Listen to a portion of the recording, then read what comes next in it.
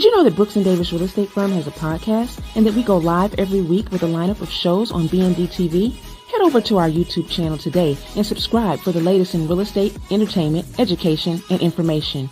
Here's what you missed last week. Told me I can never miss a Monday. Hey, look, it's never miss a Monday. Hey, look, it's never miss a Monday. Hey, look, it's never miss a Monday. Coach told me I can never miss a Monday. Hey, look, it's never miss a Monday. Hey, look, it's never miss a Monday. Wine on Saturday, wine on Sunday. But Coach told me I can never miss a Monday.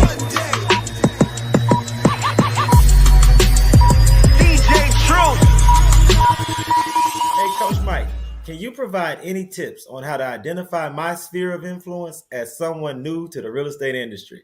Come on, that's like it came straight from the school, man. Hey, you know what, Rick? And it's funny, again, it may have come from someone that was able to participate in the training that we did on last Wednesday, where I just really spoke to how to find your sphere of influence. So I'm so grateful that somebody wanted me to expound some more on that training that we did. So here's the reality, Rick. Some people, they call it sphere of influence. Some people call it database. Mm-hmm. Ultimately, it's you tapping into the people that you're already connected to, the people that you know, that already know you, that already like you, that already trust you. All right. So now what they mentioned, Rick, was new to the industry, new to the real estate industry. That's not really an issue, right? Because if you're born and raised, say you're born and raised Houston, your people are already here. So now it's just a matter of compiling them, and then consistently staying in front of them, reminding them that you do real estate and that if they need anything or if they know anyone that needs anything real estate, they've been thinking about real estate, they've been wanting real estate, they've been needing real estate, that you just have to remind them that you're a resource for them, right? Whether doing business with you or not. Ideally, yeah, you want to be able to do business with them. But before they can begin to do business, they need to know, they need to remember that you're here. So that's really what sphere of influence is all about. It's real easy to identify them. They're already there. Right. They're the people that already know you. They already like you. They already trust you. They already care about you for the most part. Now, this is where most people run into an issue, Rick. It's when they're new to an area. If they're new to the city, right? Then at that point, how do you build it? Like, I get that a lot. It's like, oh man, I'm new to Houston. I don't know nobody, right? Well, again, it's easy. We're in the people business, Rick. Right. We're in the people business. And all we're looking for is people that want some real estate, that need some real estate, that's been thinking about some real estate. We're looking for people that in that conversation that we have with them, we flesh that out. That's all we're looking for. So if you're new to a city, it just requires you to go out there and have real estate conversations with random people.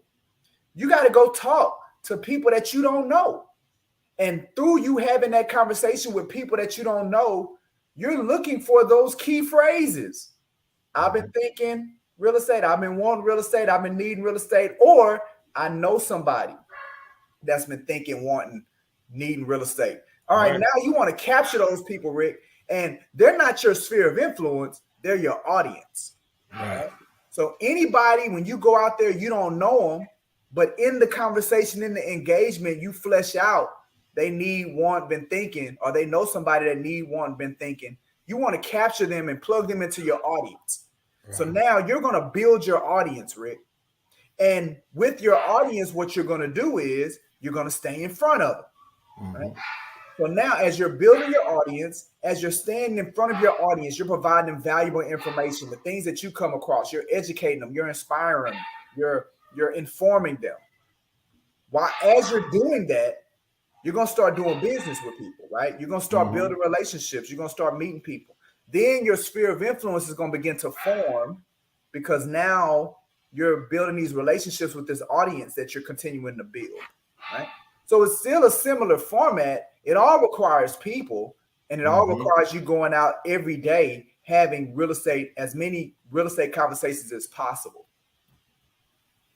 You know, it's outstanding. And, you know, that's one of the things that you talk a lot in your mentorship is having real estate conversations daily. Mm-hmm. And it's just amazing how these lessons build on top of each other. Right. That's why it's so important that everyone in the Monday Night Live audience take some time to go to the B&D TV channel on YouTube, hit the subscribe button, and look at some of those past training, because it's almost like mathematics in a way. Yes. One lesson builds upon the next lesson, which builds upon the next lesson. So I urge everyone in the audience to please take Coach Mike's advice, have those real estate conversations on a daily basis. And if you feel like you need assistance as far as how to break the ice, go back, listen to those trainings about sphere of influence, because Coach Mike did a great job of giving you reasons and opportunities to have real estate conversations and how to get and ask those probing questions that could get to the point where you can have an idea of what it is that someone truly needs from you from a real estate advice perspective. Yeah, Rick, we say it all the time, man. And I know I say it all the time. This business is easy, right? I know when people hear me say that, they kind of cringe on the inside, like, nah, man, you only got 12% people doing 10 deals a year. You know, the bottom 33% of realtors, they do one, really 50% of realtors that are members of the Houston Association of Realtors do one or less deal a year. Like, what do you mean this business is easy? It's easy. The formula is easy. I would say the formula is simple. Let's say that. It's simple. But it's the reason that it's harder than it needs to be is because we overthink it. Right. We overthink it, right? But it's a very simple approach. Every day, leave your house and go talk to as many people as possible, right? Bring up real estate, have a real estate conversation with them. And the numbers are going to deliver to you what you're looking for, which is having conversations with people that are thinking, knowing, or wanting to buy real estate. Like it's simple to ignite the thing. No, take Coach Mike's advice. You'll get a jump start in your career, and you'll be surprised how success will come to you a lot quicker than you anticipated if you heed Coach Mike's advice and start having a number of real estate conversations on a daily basis. So, Absolutely. Look, for all those that are new in the audience, for those first-time viewers, we thank you so much, man. We hope you're enjoying Monday Night Live Real Estate Call-In Show so far. We have other really exciting questions from our audience coming up, so let's get to question number 2. Let's do it. Coach Mike, what are some best practices for a situation where my client needs to sell their current home to buy their dream home, but there are concerns about the property not selling in time and the fear of having 2 mortgages, among other concerns? Wow. You know what, man? That is a very real scenario, Rick. Absolutely. You know, there are many people, they come into the business and they purchase their home. It's never intended to be their dream home. It's always been, you know, a starter home, an opportunity to begin to generate and build wealth, that build equity. They could use that equity to help them transition to the next phase. But then when you have situations like what we're experiencing now, where, you know, the interest rates are increasing, purchase prices aren't adjusting, it's pricing people out of the market, right? So it's a shift. Well, you run into scenarios like this where it's like, well, I want to sell my house and I can capitalize and maximize off of where home prices are now, but I won't be able to buy another house because the interest rates are going to be too high. So we run into that scenario. Well, you know, there are resources in the marketplace, and, you know, I definitely want to shout out what I do on Tuesdays and Thursdays, Real Estate Out the Box, where I go live on Instagram, Rick, and I deliver different tools and resources like the one that I'm going to talk about now, different tools and resources that'll speak to that problem that homeowner may have as it relates to, or that concern that homeowner may have as it relates to buying another house with the fear that the house that they live in will not have sold and they'll have 2 mortgages. So there's one company that we have experience with. It's called Homeward. And what Homeward allows you to do, and I actually just recently spoke about them on Real Estate Out the Box. So you can go to my Instagram and look at some past posts and you'll see me talk about Homeward. Homeward, what they'll do is that you find a house that you like, you get approved through their program, they'll actually go purchase the house on your behalf. So they secure it. They allow, and they're going to purchase cash. So it makes you more competitive when competing against other people that are vying for the same house that you're vying for. Homeowner is going to secure the house. Then you're going to be able to move into the house, right? So now you've moved out of your house that you're trying to sell, which we all know as real estate professionals, Rick, is going to make it more marketable, easier to market. Yes. Yeah, it's going to put the house in a position for us to sell it quicker, right? Well, when doing that, now you don't have that frustration and that stress on your shoulders about having two mortgages. Now you focus on selling the house, marketing the house, making the house available, right? Listening to your real estate professional and letting them do what they need to do. Get the house sold. Once you sell the house and now you pull the equity out of it, now you go and you purchase the house from Homeward, Mm. and boom, you ready to go. So that's just one example of the many. Right now my toolkit of resources, Rick, I have over 50 non-traditional tools and resources that I speak to, that I pull from, that I expose to my agents to help them help more people with whatever their real estate needs are. So with Coach Mike, he'll get you right. Creating a life, it's a beautiful life. With Coach Mike, he'll get you right. Creating a life.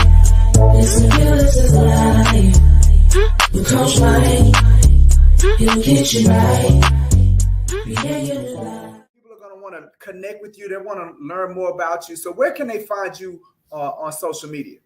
Yes, absolutely. So my personal social media is going to be Miss, that's MS _ and my last name, as you can see on the screen, that's Mayberry, Mayberry. And also I have now created a business Instagram page, and that is Mayberry, my last name _ black, like the color. Awesome. So I know they're going to want to connect with you and everything. So look, like I said before, the Realtor Life podcast is about passions. Like, what are you into? So I'm going to start you off like I start off all of our guests. What hobbies or activities are you or your family a part of? So hobbies, me personally, I just enjoy working out. I like to be pretty active. So I probably work out maybe 4 to 5 times on a good week. And then also my father owns a custom home building company as well. So sometimes I'm out there in the field and, getting a little dirty with my boots on from time to time. And yeah, those are kind of some of the activities that I'm heavily involved in at this time. Awesome. So working out. So what is it about working out? What what does that do for you? I mean, honestly, a lot of different benefits for me personally. So it helps me escape. I was pretty active, in school, in high school. I danced, I ran track a little bit before I really started dancing. And, I like to do yoga, Pilates, stretching. Sometimes I have a little dog. She's in here with me now, so you guys may hear her from time to time. But, going to the park with her, it just helps me kind of, just keep everything balanced. Absolutely. So you have your little fur baby, your fur parent. Yes, she's here. She's here. Awesome. My little shadow. So what it sounds like, Ashley, is you got into being active. It kind of translated from when you were younger, you were into sports and things like that. So talk to us about the dance. Like, what kind of dance did you do, and what attracted you about dance? That's such a good question, Mr. Davis. I started ever since I can remember, probably about 5. My mom put me in ballet classes. I think it started out as one of those school activities, after school activities and summer activities. And I did that. I did ballet probably up until I got in middle school. And then I briefly transitioned to being a cheerleader.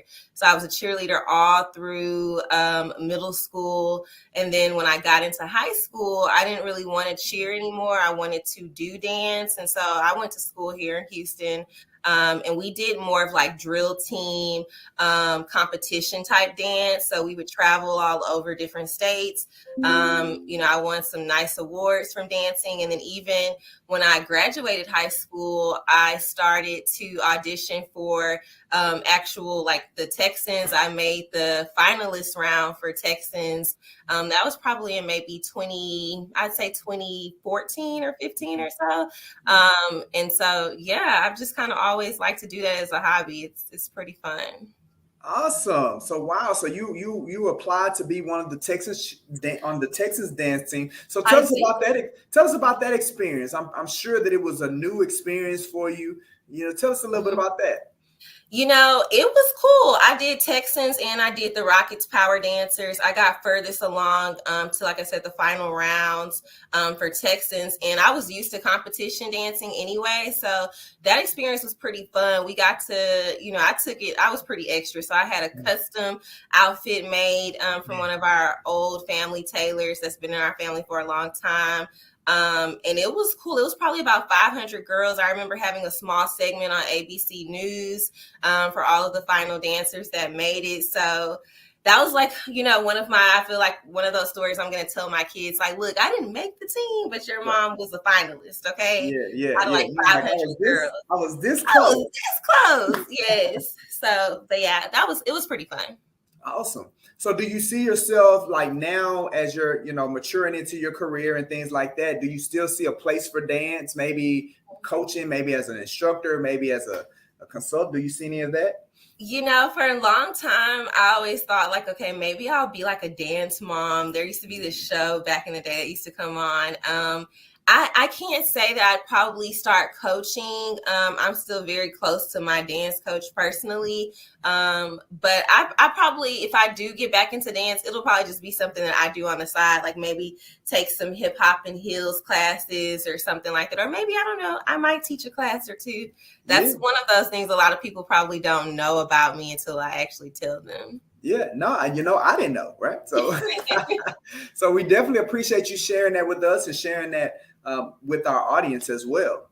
Yeah. So, what are some of the? So we know we talked about you working out and you doing yoga. Is there anything else that you maybe are into and you use as a release to as you we all need a release as it relates to our career. So do you have anything other than that, or is that what you go to? I feel like I'm in a space now in life where things are transitioning.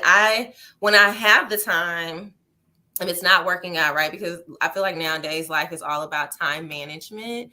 And so, prioritizing those things, I definitely prioritize working out at least 4 times a week. But some of my more leisure activities that I like to do when I do have time is I might journal, or I like crossword puzzles. I don't know if a lot of people are still into that, but I love crossword puzzles. I love reading comic books, and I like doing actual physical puzzles. So I'm working on a puzzle right now my best friend got me, and I honestly, I took the whole puzzle apart because it had been sitting on my floor for so long, and it was giving me like this anxiety because I hadn't completed it yet. So I was like, this is supposed to be a leisure activity, and it's stressing me out right now because I haven't finished it. So, but I do enjoy puzzles and crosswords and stuff like that. How about that? So crossword puzzles, regular puzzles, comic books. Now let's jump into that. Like we're not gonna skate past that. I feel like a little nerd talking about comic books. we're not gonna skate past that. So you're in the comic books. What is it about comics books that attracts you?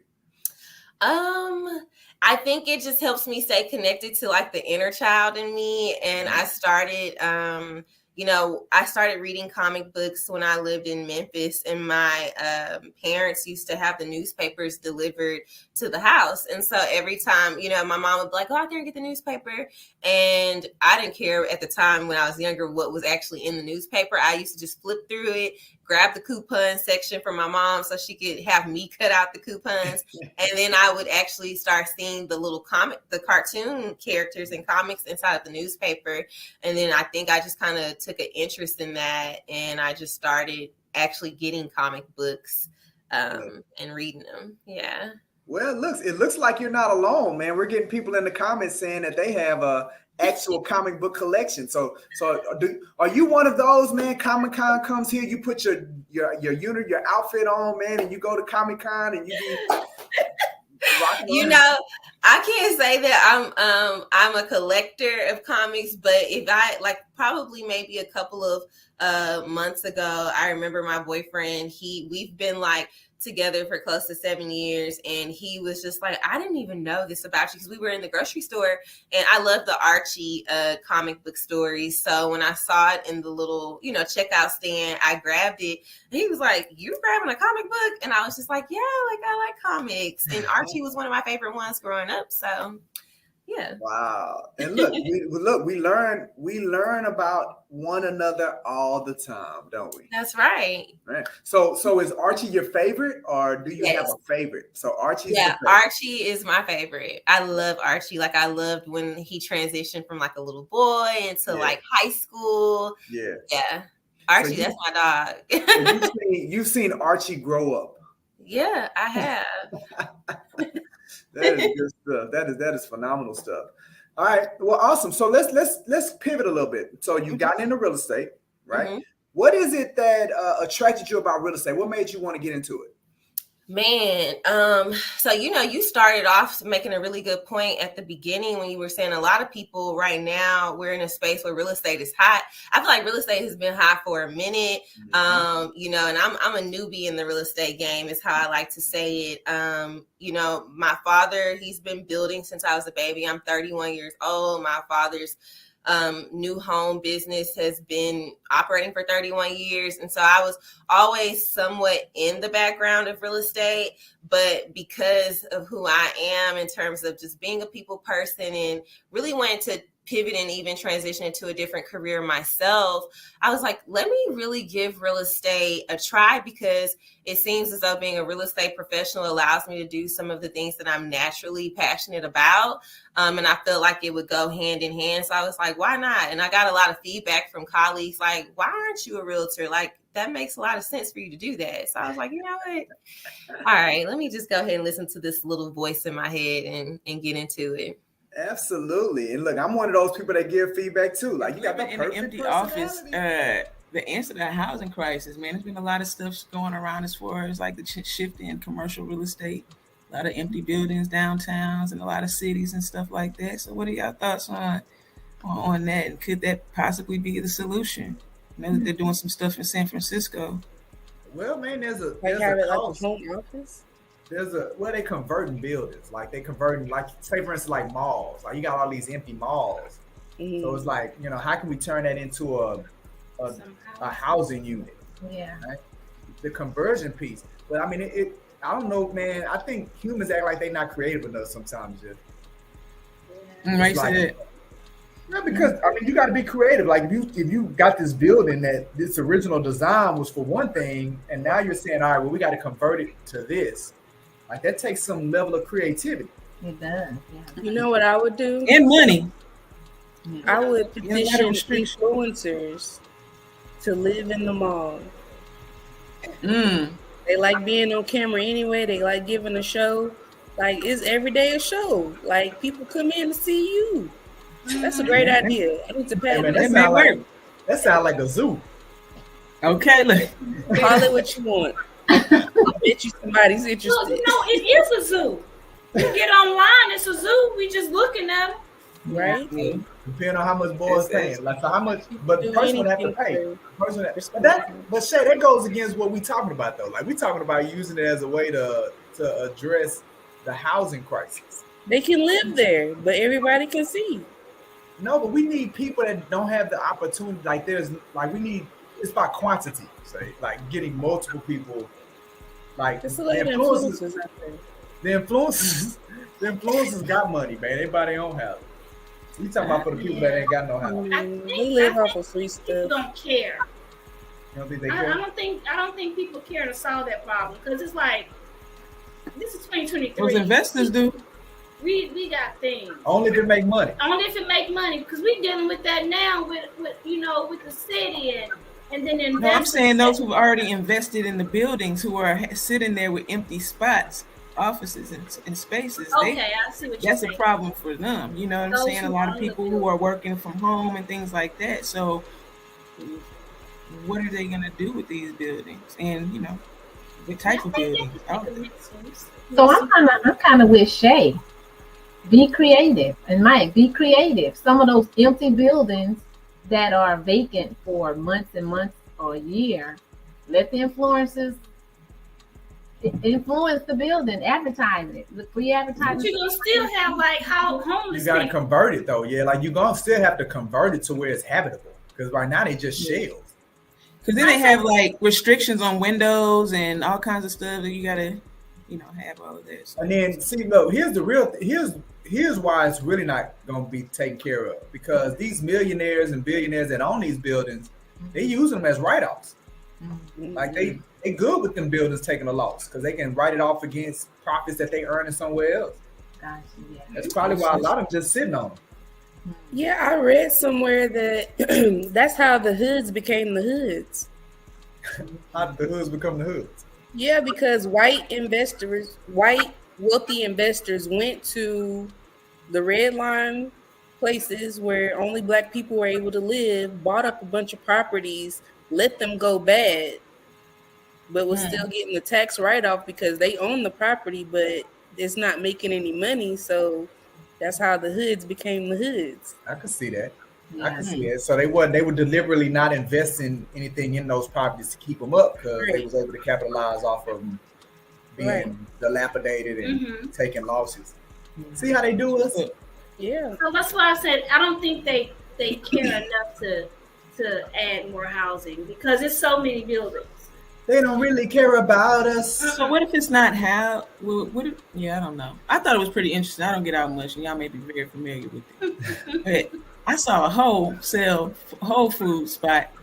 So I guess I don't know where I was, somewhere downtown, midtown, one of those towns here in Houston, and it had like apartments on top of the Whole Food. I thought that was pretty cool. Like, I don't know if they could do a little situation like that, turn the bottom in, maybe it's the mall. I know you think the Galleria has what they have hotels up there. Yeah, they got a hotel. They got condos in there too. Yeah, those and are called mixed-use buildings. Yeah, they got office suites in there too in the Galleria. Yeah. But they started doing that, I want to say in San Francisco, where the building has places for the employees to live, but they don't get a check.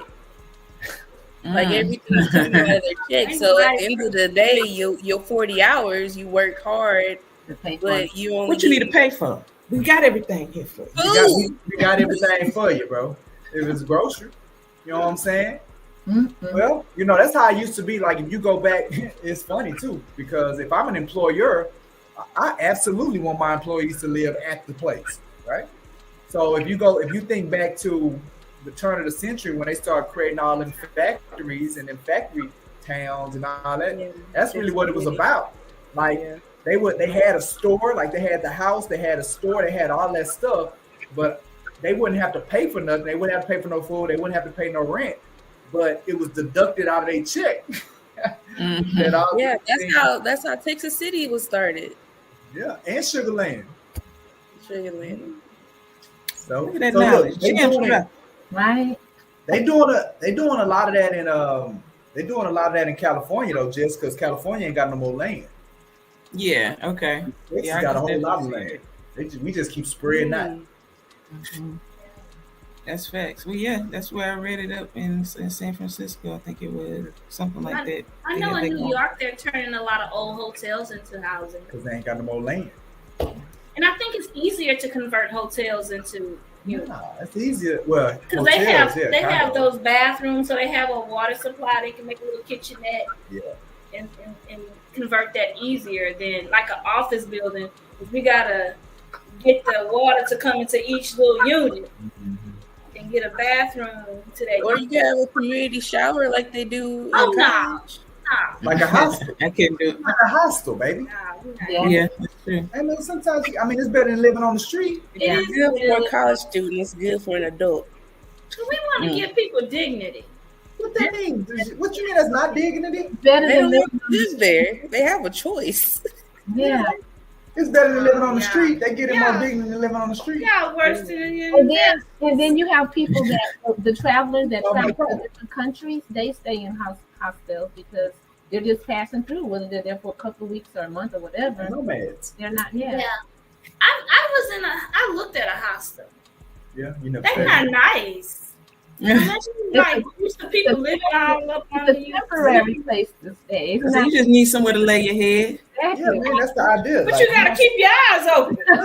the hostile is a more affordable option, bro. Like it ain't about if you want something nice, man. Yeah, you go stand over Yeah, there. you gonna get Looking up for a there little on manger. your kitchen, bed bugs. You just coming for the experience. Temporary. Or you gonna have to have like sleep with a hammer on your chest. They You don't could- they know could- some weirdos in there. Well, you have to do that in some neighborhoods you live.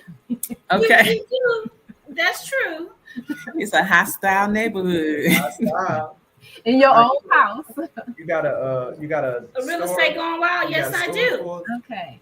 Okay, so Is living in an empty office the answer to the housing crisis, man? There's been a lot of stuff going around as far as like the shift in commercial real estate, a lot of empty buildings downtowns and a lot of cities and stuff like that. So what are y'all thoughts on that? And could that possibly be the solution? I know that they're doing some stuff in San Francisco. Well, man, there's a Like have it like a cost. home office? There's a they converting buildings. Like they converting, like say for instance, like malls. Like you got all these empty malls. Mhm. So it's like, how can we turn that into a housing unit? Yeah. Right? The conversion piece. But I mean, I don't know, man. I think humans act like they're not creative enough sometimes. Just. Right, Like- said Yeah, because I mean, you got to be creative. Like if you got this building that this original design was for one thing, and now you're saying, all right, well, we got to convert it to this. Like that takes some level of creativity. It does. Yeah. You know what I would do? And money. I would Yeah, a lot of petition restrictions. influencers to live in the mall. They like being on camera anyway. They like giving a show. Like it's every day a show. Like people come in to see you. That's a great idea. I need to Hey, man, patent that. that sound like a zoo. Okay, look. Call it what you want. I bet you somebody's interested. look, it is a zoo. You get online, it's a zoo. We just looking at them. Right? Depending on how much boys paying. Like so how much, but the Do person would have to anything pay. for The person would but Shay, that goes against what we talking about though. Like we talking about using it as a way to address the housing crisis. They can live there, but everybody can see. No, but we need people that don't have the opportunity. Like we need. It's about quantity. Say like getting multiple people.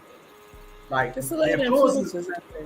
the influencers got money, man. Everybody don't have it. We talking about for the people that ain't got no house. They live off of free People stuff. don't care.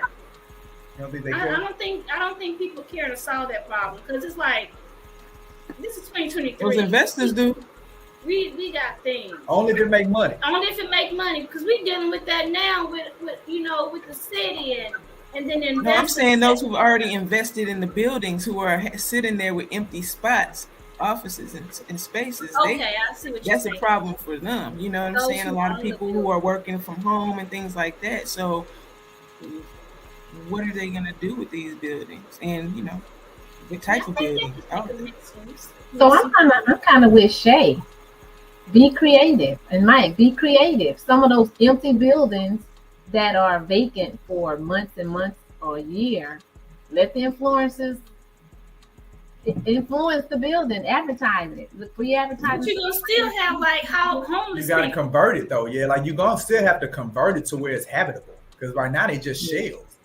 Because then they have like restrictions on windows and all kinds of stuff that you got to, have all of this. And then see, look, here's why it's really not gonna be taken care of. Because these millionaires and billionaires that own these buildings, they use them as write-offs.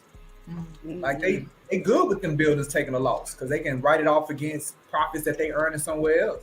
Gotcha, yeah. That's probably why a lot of them just sitting on them. Yeah, I read somewhere that that's how the hoods became the hoods. How did the hoods become the hoods? Yeah, because white wealthy investors went to the red line places where only black people were able to live, bought up a bunch of properties, let them go bad, but was still getting the tax write-off because they own the property, but it's not making any money. So that's how the hoods became the hoods. I could see that. I can see that. So they were deliberately not investing anything in those properties to keep them up because they was able to capitalize off of them being dilapidated and taking losses. See how they do us?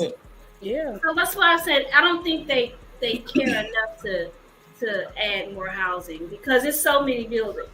They don't really care about us. So what if it's not how? What if, yeah, I don't know. I thought it was pretty interesting. I don't get out much, and y'all may be very familiar with it. But I saw a Whole Food spot. So I guess I don't know where I was, somewhere downtown, midtown, one of those towns here in Houston, and it had like apartments on top of the whole food. I thought that was pretty cool. Like, I don't know if they could do a little situation like that, turn the bottom in, maybe it's the mall. And I think the Galleria has what they have hotels up there. Yeah, they got a hotel. They got condos in there too. Yeah, those and are office. called mixed-use buildings. Yeah, they got office suites in there too in the Galleria. Yeah. But they started doing that, I want to say in San Francisco, where the building has places for the employees to live, but they don't get a check. Like everything's coming out of their check. So at the end of the day, your 40 hours, you work hard, but you only what you need to pay for. We got everything here for you. We got everything for you, bro. If it's grocery, you know what I'm saying? Mm-hmm. Well, that's how it used to be. Like if you go back, it's funny too, because if I'm an employer, I absolutely want my employees to live at the place, right? So if you think back to the turn of the century when they started creating all them factories and them factory towns and all that, that's really what it was about. Like they had a store, like they had the house, they had a store, they had all that stuff, but they wouldn't have to pay for nothing. They wouldn't have to pay for no food. They wouldn't have to pay no rent, but it was deducted out of their check. Mm-hmm. That's how Texas City was started. Yeah, and Sugar Land. So look, they doing it, right? They doing a lot of that in California though, just because California ain't got no more land. Yeah. Okay. Texas got a whole lot of land. We just keep spreading that. Mm-hmm. That's facts. Well, yeah, that's where I read it up in San Francisco. I think it was something like that. I know in New York they're turning a lot of old hotels into housing because they ain't got no more land. And I think it's easier to convert hotels into. It's easier. Well, because they have those bathrooms, so they have a water supply. They can make a little kitchenette. Yeah. And convert that easier than like an office building. Because we gotta get the water to come into each little unit. Mm-hmm. And get a bathroom today. Or you can have a community shower like they do. Like a hostel. I can't do it. Like a hostel, baby. Yeah, that's true. I mean, sometimes it's better than living on the street. It's good for a college student. It's good for an adult. So we want to give people dignity. What that mean? What you mean that's not dignity? Better they than living live there. They have a choice. Yeah. It's better than living on the street. They get it more dignity than living on the street. Yeah, worse than you. And then you have people that the travelers that travel to different countries, they stay in hostels because they're just passing through, whether they're there for a couple of weeks or a month or whatever. Nomads. They're not. Yeah. I looked at a hostel. Yeah, they're not nice. Like used to people living all up on the temporary place to stay. So you just need somewhere to lay your head. Exactly. Yeah, man, that's the idea. But you gotta keep your eyes open. The hostel is a more affordable option, bro. Like it ain't about if you want something nice, man. Yeah, you go stand over there. You gonna get looking for a little manger. Bed bugs. You just coming for the experience. Temporary. Or you gonna have to have like sleep with a ham on your chest. They could weirdos in there. You have to do that in some neighborhoods you live. Okay. That's true. It's a hostile neighborhood. Hostile. In your own house. You got a real estate going wild. Yes, I do. Okay. Without any further ado, I'd like to introduce this week's guest. She is not only a highly successful top producing realtor here in the greater Houston area, but she is also the president of the Young Realtors Division Houston. I want to thank her so much for sitting in with us, and I'd like to introduce to the Prime Real Estate Network audience, Miss Atia Willis. Oh my goodness. I didn't need them to say that about me. Thank y'all so much. I really appreciate it. I'm so happy I'm here. No, I want to thank you so much, man. No, because Larry and I, we always get a especially warm and fuzzy feeling on the inside anytime we have a guest on the show for the second time. So thank you so much for sitting in with us. For those in the audience who had an opportunity to meet you and see your first interview, it's been maybe about a year and a half or a couple of years. So what's been going on in your world? How have you been building your brand? And how has your company evolved since your first visit here on the Prime Real Estate Network? Oh, it's been great. I mean, whenever I was on, it was about almost 3 years ago. Yeah. Oh, And wow. I felt like I was new. But now I've taken on a different approach to real estate, which is being an activist and being in the community and making sure that not only new real estate professionals have the guidance, but I'm preparing our youth for this career because we want to see more of us in it.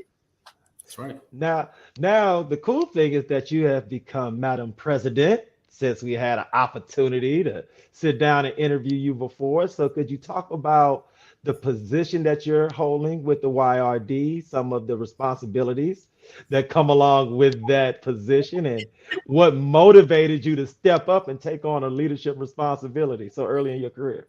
Yeah, so what motivated me and what continues to motivate me is the leadership team. I couldn't do this without any of the leaders, the executive team that is part of YRD. We push each other. I always say that if you have a vision and you feel like you can accomplish it on your own, your vision, your dream isn't big enough. Teamwork, Hey, leadership is right. important, and you need to go mountain high. And the only way to successfully do that is with a team. So it's because of them. Now, the cool thing is that YRD is an organization that not only Larry and myself like to support, but Brooks and Davis Real Estate firm as an organization like to support that. So, Mr. Brooks, what are some of your experiences with YRD, and why is it that YRD is an organization that you've always supported and that you always would like to lend your talent and time to? Yeah, man. You know, the thing is that I've had an opportunity and I've been a part of it, but the Houston area, we just did a rebranding probably about a year, maybe a year and a, maybe about just about a year now, right? Yes. And you know what's amazing about it is the energy of the people that are on there now. The leadership team, everyone from Yolanda said, that's as far as I'm going. I'm not going to leave out anybody else, but the leadership team is amazing. And the thing is they're putting in the work, right? There's so many things. And when I say putting in the work, they're putting together the right organizations, everything from athletic events, networking and socials, to sitting down in the classroom and learning and networking and gathering information from each other. And I just think when you get to growing like that, it's bigger than just here in Houston, right? So even the other chapters are starting to grow because of the energy and the dialogue. And what's super important about it is it's keeping our youth involved, right? And I know when we think real estate, we don't just think of, we're not talking about youth like 20-year-olds. We're talking about our youth that's in our 30s, our youth that's in our 40s. You're still keeping us engaged as we get to bigger levels of this industry and as we support each other. So I commend YRD for everything that they do. And they are amazing. Like, they're one of the strongest organizations in the city of Houston and nationally when it comes to us as realtors. Now, I got to ask, so Atia, so Larry mentioned a rebranding. So could you just share with our audience a little bit about the rebranding, why you guys felt it was necessary, and what type of interaction or what type of direction are you guys trying to take the organization now? So we are a NARAB organization in our local chapter, which is HBREA. We're an affiliate. We're like the child of HBREA. Houston did not have a young realtist division, and so we had to launch one because HBREA is one of the top local chapters in the U.S. So if that is being said, then they had to come up with, hey, why does LA have a YRD? Why does Memphis? Why does Chicago? Houston needs to have one.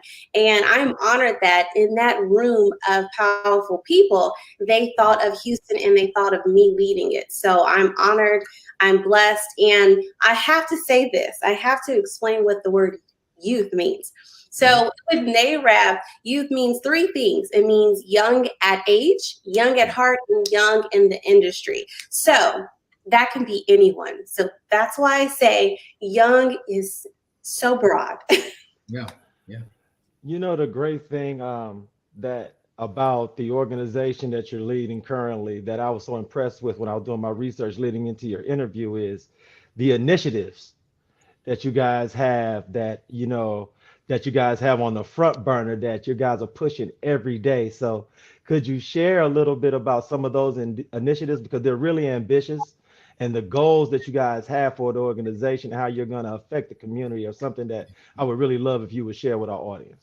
Absolutely. Our mission is to empower and educate our youth and real estate careers in financial literacy, not only the youth, but the communities. And we also have a program which is Tomorrow's Leaders.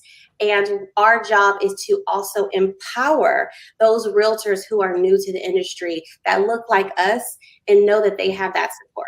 And for our youth program, it's called Young Entrepreneurship Program, where we actually go inside of the schools. It's from 9th grade to 25 years of age, which means we're going into the colleges as well. I don't know about y'all, but I was in college and I didn't know what LLC was, what credit was, building a house. I didn't know that there were so many careers in real estate. I never even thought I'd be here as a realtor and leading activist in this type of organization. But I am, and I'm so glad that I went through that journey. But I would have loved to known it in high school and college. What is so, because it's so important. It's building generational wealth. So we have to go back to our youth and educate them. Have to, and just to add to what you're saying, I had no idea either. And I remember, and I'm one of the very few people that you'll meet that literally started their career in real estate. My very first career was real estate, and then it's carried on to where I am now.